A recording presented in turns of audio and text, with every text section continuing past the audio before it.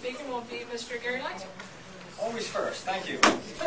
I want to thank everyone for coming this evening. I think it's great when we see a crowd this large. My name is Gary Leitzell. I'm the president of the Walnut Hills Association. I'm the chair of the Southeast Priority Board, and I'm the gentleman running for mayor. I see myself as the alternative to Ms. McLin. When I set about to do this, my original thought was, I have a 6-year-old daughter that deserves a better Dayton, as we all do. But now, I'm doing this for another reason. I no longer trust our city commission, our city manager, our mayor to be stewards of the public funds that we give them. Every year we give them over $150 million, and they're supposed to use this money for basic services, to provide safe, thriving neighborhoods. They're supposed to provide prosperous business communities. Do you think they're doing a good job? Raise your hand if you do. 1. This should, okay, a few. This should send a message. Okay? I'm a person who's been in the neighborhoods for years, and I'm sick and tired of being sick and tired, and I decided for once that I was going to do something about it, and I stepped up to the plate to run for mayor. As your mayor, I will make every effort I can to instigate a customer-centric City Hall. How many people feel that they're getting the right service out of City Hall? Raise your hand again. If you call City Hall and ask for something, it's unlikely they're going to return your phone call. I've done it many times, and I'm tired of that. We need a place where business booms. That means we have to facilitate businesses when they come to Dayton, not scare them away. The city has become an obstacle to business. We need to attract small business, not just large business. Dayton was founded by entrepreneurs, visionaries, and opportunists, and we need to go back to that. 1 minute. If we do that and attract 1,000 entrepreneurs, in 5 years we'll have 5,000 or 6,000 jobs. Instead, we keep trying to attract one company, 1,000 jobs, and they owe us no loyalty and they leave. So, I ask you all, check out my webpage, www.gogarygo.net, or you can go to DaytonMayor.org. Check it out, get involved, and I'll be here till the end of the meeting. If anybody wants a sign or anything for the yard, I've got a few in my car. Thank you. Mayor McLin? Thank you. Good evening, and I appreciate having this opportunity, and I always look forward to coming to 3 caring communities this evening, so I'm glad to see all of you here. I wanted to speak briefly to you. I've been the mayor for the last 8 years, and I came in under a very difficult time. And what I have provided to the city has been quite effective leadership. And what have we done? The mayor is in charge with my fellow commissioners to choose the city manager who runs the day-to-day operations. I believe that we've made good choices. We've had Jim Deneen, and we've also had Rashad Young. And even in the interim, we have Tim Reardon, who has also been a former employee of the city, went to Cincinnati, and is now back to be with us. We need strong stewardship of our finances. And under that stewardship, in the 8 years, we established a financial strategic committee. We also have monthly meetings that are open to the public to be able to see how we address our finances so there's no surprises. And at the end of the day, we are very proud that the city of Dayton has been able to not only maintain their bonding, but get a bonding increase. I think that it's important that we continue to have, as the mayor, I've had a good working relationship with the unions, with businesses, and with the citizens. In my first State of the City, I talked about SUN. SUN is the strong urban neighborhoods, and that's working with the neighborhoods to make sure that we are able to provide. I've done over 70 mayor's walks in this city, where the neighborhoods have had an opportunity to show me what they're doing and for us to show what we're doing as a city and what we can do together. I've also had team government. The city is saying, what do we do well? What can we improve on? Well, we do pick up trash wells. So we have contracts with Riverside as well as Jefferson Township and picking up the trash. I believe it's important that we have a consensus that the mayor of the commission is the leader, but it's very important that you can't get anything done unless you have a cooperative consensus from your fellow commissioners. We do not have a strong mayor form of government. We have a city manager form of government. And I believe that I have been an advocate for the city of Dayton, and I'm asking for your support for another term. Thank you very much. Okay, now we're going to do 5 minutes of questions. And what we'll do is if you have a direct question for either Mr. Leitzell or Ms. McLin, they can answer that, and we will allow the other person also an opportunity to respond. Yes, sir. I want to know why we need to have a city manager and 2 assistant city managers when we're getting rid of police people and fire people. I see no city government doing anything to bring down their personal costs. Only the people that serve us will lose it. That's for both of you. Sir, I would like to say that we did not lay off any police officers nor fire persons, that we received stimulus money from the federal government. We have a $150 million budget. However, 80% of the general fund budget is for personnel costs. And we have to, and insurance keeps going up. And I do believe that the employees who work for the city should be entitled to a living wage as well as to benefits. And that is one of the things that we have done. I also want to recognize the fact that we have the enterprise funds, which is the water district, that is separate from the general fund. We have the airport, which is an enterprise fund, which is separate from the general fund. What do we need the 3 managers for? That was my question. What do we need them 3 for? We have, like in any business, you have assistants to the city manager. We have 3 at this time. We have a city manager and 2 assistants, and they all have designated jobs. The only thing I'd like to add, I think the federal stimulus package and everything that we're getting is a Band-Aid. And we have to look at the fact that 3 years from now, when that money is spent, where we're going to be. I mean, it's a Band-Aid. It's going to keep police officers employed. It's going to keep city employees working for 2 to 3 years. And then it's gone. And I don't know where we're going to get any federal grant money after that. We have to start finding ways to generate our own. We can't keep taking handouts. Dayton needs a hand up, not a handout.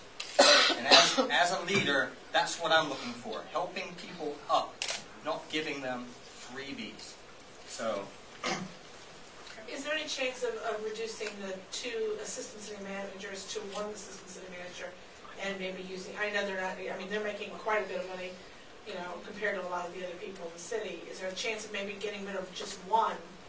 I know it's going to be a lot of hard work, but we're all, you know, all city employees are in the same boat. They're working more with less too. We are in the process of working on the 2010 budget, and there's nothing that is off the table as far as reorganizing the city to address the budget. Any other questions? Yes, sir. In your opinion, Mayor, what can be done to get off of the Forbes 10 most dying cities list? I think that's definitely a big negative for the city of Dayton.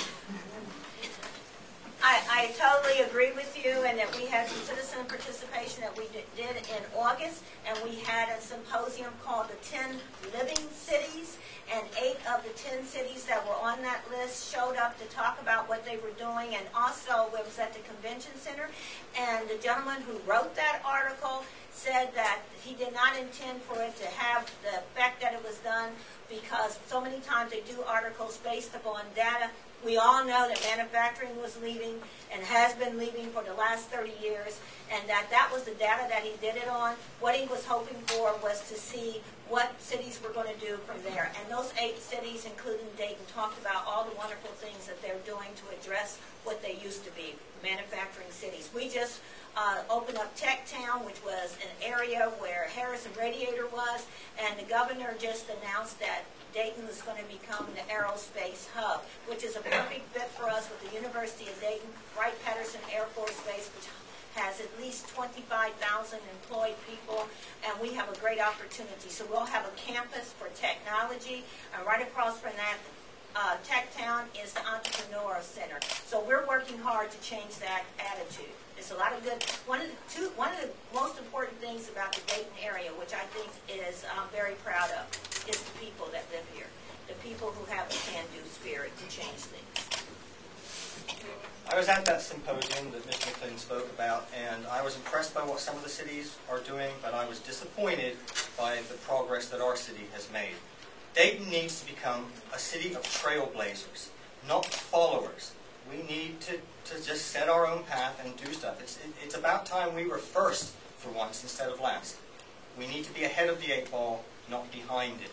And as your mayor, I will lead you in front of the 8 ball. Thank you. Yes, ma'am. Okay, this is actually directed to him. Sir, you mentioned that you want, to create new jobs and stop focusing so much on the larger enterprise and maybe have smaller businesses. What exactly is your plan to either come up with money and funds to start these new smaller businesses, and what is your plan after the supposed Band-Aid is over? What's your plan? I hear you talking, but what's your specific plan? When I came here as an entrepreneur. I set up my own business. I did something that there was no competition. I painted toy soldiers, miniatures. I also did jewelry. I traveled all over the country. I was quite well known within the industry, and I know a lot of the world's best sculptures of little things this big. That afforded me the opportunity to realize that when people like myself see opportunity, they grasp it. And if the city would be facilitators to small businesses and say, instead of saying, you can't do that because it says this, they need to say, tell us what you want to do, and we're going to do everything we can to help you succeed. Because if you succeed, we succeed. This is what they need to do. So if you want to attract industry, we're sitting on the world's largest aquifer. Give them free water for 2 years. What's it costing us? Very little. Give them free water. Don't give them tax breaks. Give them free water. And at the end of 2 years, when those toilets start flushing and they start getting charged for it, we've got them. These are just give people incentives instead of scaring them away. Bring them here. Keep them here. Yes, sir. Wouldn't free water and incentives to bring businesses in work the same way as tax abatements? And, we have historically had such problems with tax abatements. And so giving them free tax money or free relief from taxes doesn't help our city either. So I don't understand how water's going to... Well, it's my understanding that we're pumping water out of basements downtown, and it's costing a couple of $1 million a year. If you give away water and lower the water table, you're going to free up $2 million a year. I mean, we got to start thinking differently. If it's costing us money to do something, we need to come up with a way to offset those costs. If the city of Dayton owns a building and it's costing them $50,000 to maintain an empty building every year, and they sell it for $1, you know what? We just freed up $50,001 for the budget. It doesn't matter what it sells for, it's what it's costing us. We have to look at things differently. We have to think beyond the box, not just outside of it. And I'm an expert at thinking beyond the box. That's all I've done all my life. Just think beyond the box. Thank you. How much time I got? I'm sorry, please. Any other questions? Yes, ma'am. Just a quick one. I recognize you, Mayor McLin. It's Vicki Vallerin. I was a little disturbed, and I mentioned this to Nan when I was at the convention center, when NCR decided to leave town. And I read in the Dayton Daily News, one of your comments on that was, well, they didn't invite us to sit down at the table. My concern with that is that, and this is where I might agree with Gary, is that we need to be more proactive. That it's ridiculous for us to say we need to wait for a big business in Dayton to ask us to sit down at the table. We should be playing golf with them. We should be going out to lunch with them. And I'm assuming, I guess I'm giving you an opportunity to maybe let me know that you did do those kinds of things, and that just wasn't mentioned in the article, because we need to be courting those businesses, and we need to know like a year in advance if they're even considering doing things like leaving the city and not sort of potentially get caught off guard. So I guess my question is, was any of that type of thing done? Do we make an attempt to develop those relationships with big business and small business in the city? Thank you. I want to talk briefly about NCR. Since I have been mayor, we've had about 4 CEOs at NCR. And when I first became mayor, it took me almost a year to get in to see the first CEO. Shortly after I met with Lars, he was gone. The CEO of Mark Hurd, when he was here, he was active in the community. And in fact, he showed up at a lot of events, and NCR was very engaged. When he left to go with Hewlett Packard, the new guy that came in, and you have to realize that when he came in, there were no people on the board of NCR that had any Dayton or Ohio connection. They did not even, Mark Hurd lived in the community. This guy never lived in the community, never moved here from New York, visited in here. Nobody really got to know him. We tried for 8 months to get in to see him, and we could not see him. And then what happened was that we banged on the door with not only with the lieutenant governor, and he wouldn't even meet with the lieutenant governor, nor the governor. In fact, when we asked to even go to New York to meet with him, he was busy. So that is one of those cases where they made up their mind as what they wanted to do, and they did it. The difference between the NCR and the city of Dayton is the fact that a business can pick up and leave. The city has to sit here and deal with the cards that is dealt. We're very disappointed on the way that NCR left us, but I will say this. I do compliment the fact that NCR did leave our assets here in the hands of Daytonians, and I really do appreciate that, because they didn't have to do that. So we have the Old River, we have the other things that they had, and I think that's very important for us. But the lesson learned on that is that businesses are going to do what they want to do, but I think that what we've done through my Mayor's Economic Development Council, which I've formed, to try to get peers, business peers, to talk to business peers, and we have that relationship. So I think that I really do believe that within 5 years, NCR is going to really regret that they left, but in the meantime, we have to suffer with that. And there's a lot of organizations like the Chamber and others who are working to try to fit these people together to find jobs to keep the folks here. But thank you. I'm sorry, we're out of time for questions on that. We're going to go next to our commissioners, and we're going to start with David Esrati. I'm David Esrati, and at this point, most of you should have a clue who I am. If you don't, you've been watching the ballot over and over and over now. People will say, you run, why do you keep running? I keep running because I have a passion for this city. I have a passion for the neighborhoods, and I have a passion for the people that live here. I think we live in a great city. I think we live in one of the best places to live in this country. I think our city is affordable. I think it's easy to get around. And more than anything, I think the people are absolutely wonderful. I live in a neighborhood that I don't think is duplicated anywhere in the country. In fact, it won an award as Neighborhood of the Year. And that didn't happen by accident. And it wasn't my doing by any means. It was the doing of everybody in our neighborhood. Our neighborhood came together, grew together, figured out how to do amazing things together, and we've transformed our neighborhood into the kind of city we want to live in. We haven't waited for handouts. We haven't waited for someone else to tell us how to do it. We've taken the people inside the community and created something. And all I want to do is take that same kind of energy and those same kinds of ideas and apply them throughout our city. I think there are ways we can do things, but we can't do them if we keep doing them the way we've been doing them. And we can't do it with the same people who've been doing it the way they've been doing it, because I don't think they know how to get off those train tracks. That rut, they go the same way over and over. It's been 20 years that I've been involved down in City Hall. I never wanted to go to City Hall. I went to City Hall because I felt I had to, because I don't think that City Hall had the best interests of me or my neighborhood at heart. What I found was a place where I wasn't heard. And I was told, go to the priority boards. The priority board system is a 25-year-old relic of a city that was 100,000 more people. We need to come up with a better system. I posted a plan on my website, and you can go there and read it, and it's got a lot of ideas on it, along with ideas over the last 4 years, where I've had an open discussion with the people of this city.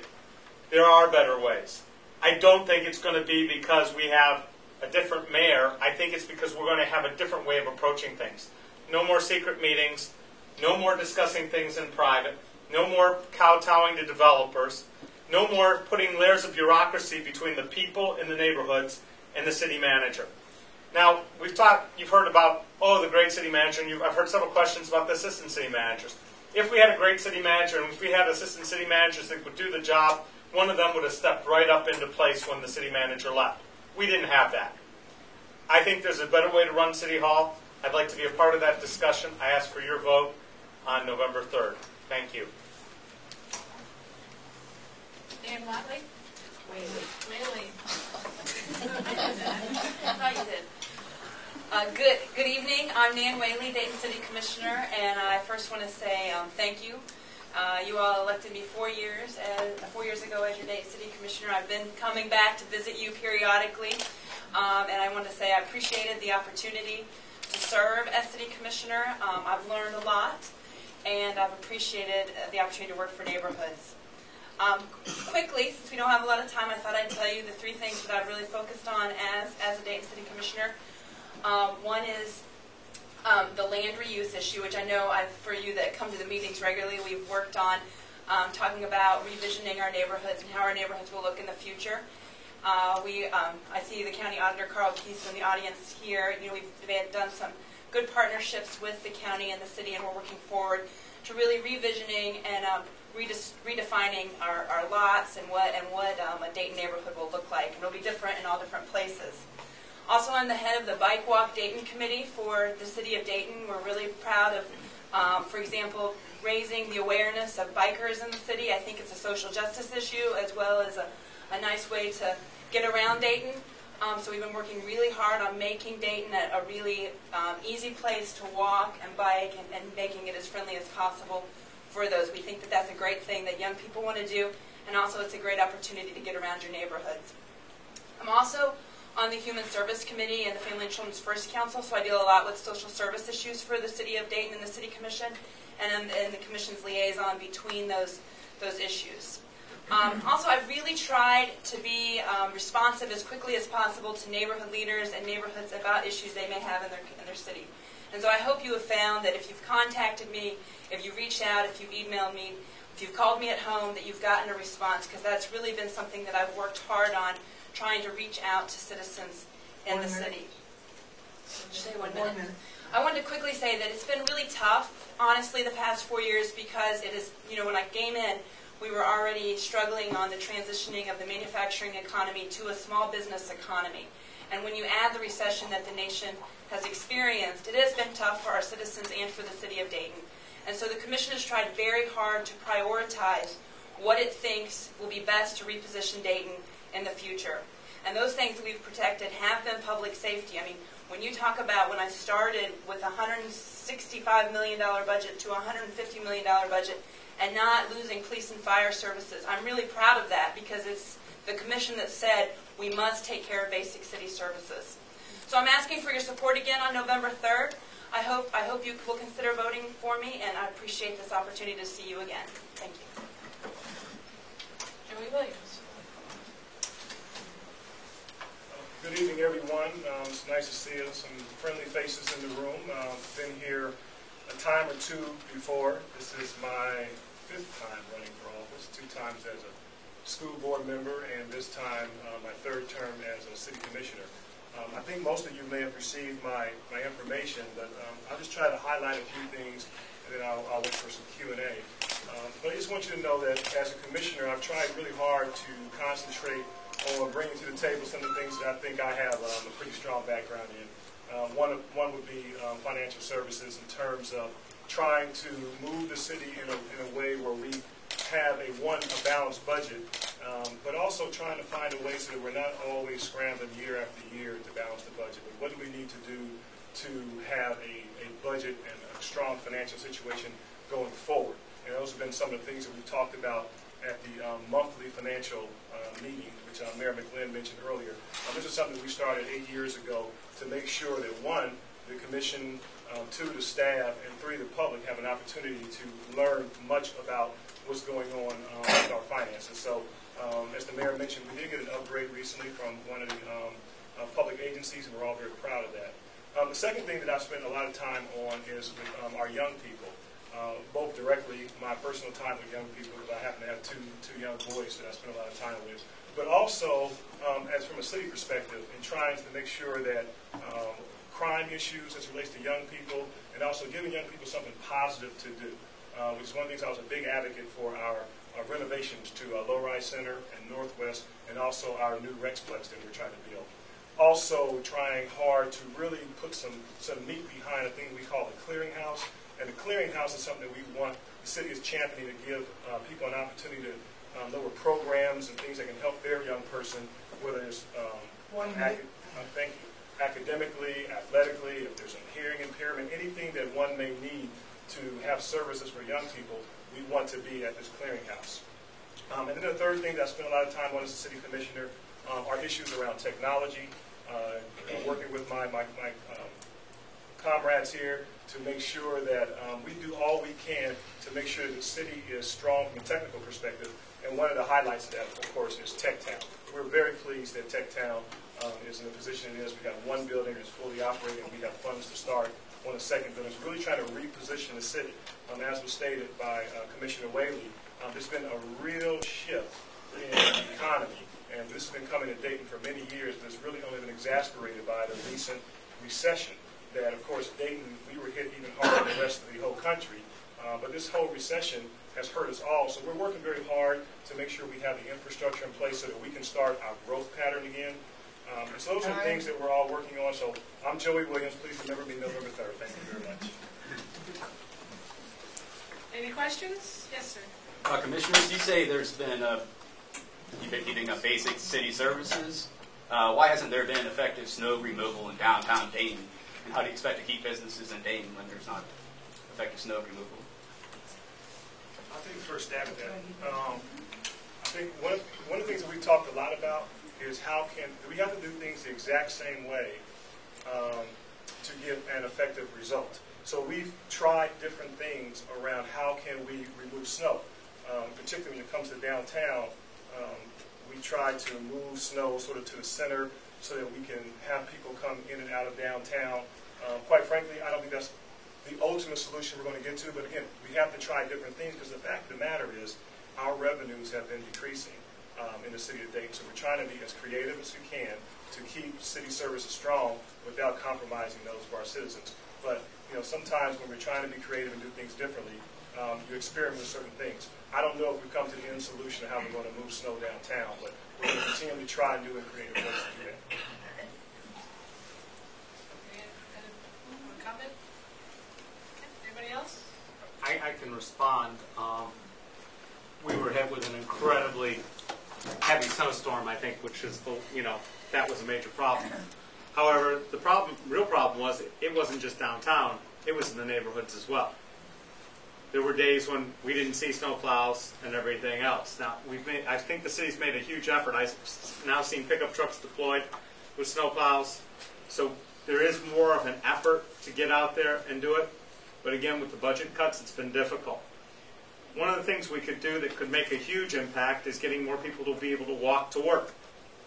And instead of giving tax abatements based on, how many jobs you're going to create or this or that, we could be a leader in the country by giving tax credits to companies that have employees that walk to work.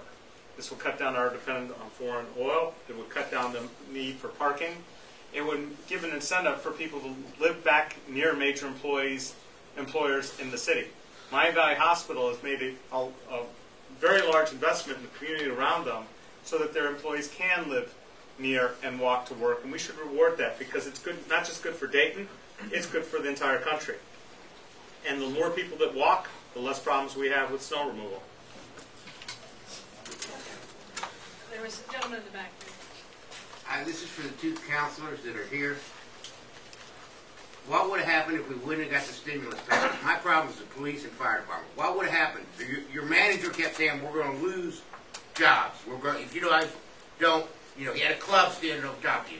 If you don't think I don't like the city manager, you're right. But I know he threatened. What would have happened if we wouldn't have got the federal stimulus? We would have had to lay off 11 police officers without the federal stimulus money. Okay. We view the city, we try to lead as well as we can, but we're in partnerships with the county, with the state, and with the federal government. And so We are very lucky that we got that federal stimulus money. I'm happy to take it. It is a Band-Aid for 3 years. We're hoping that we're able to transition this economy to raise income tax over the next 2 years, and that we see the bottom this year, honestly.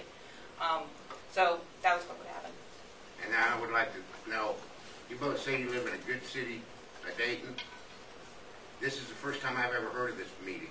First time I've got a notice or anything. In my part of Dayton, and it's in Belmont, old Belmont, you don't leave a house empty without losing your copper wire, your copper tubing. You don't walk out in the streets at night, and you sure don't walk out on the bike path.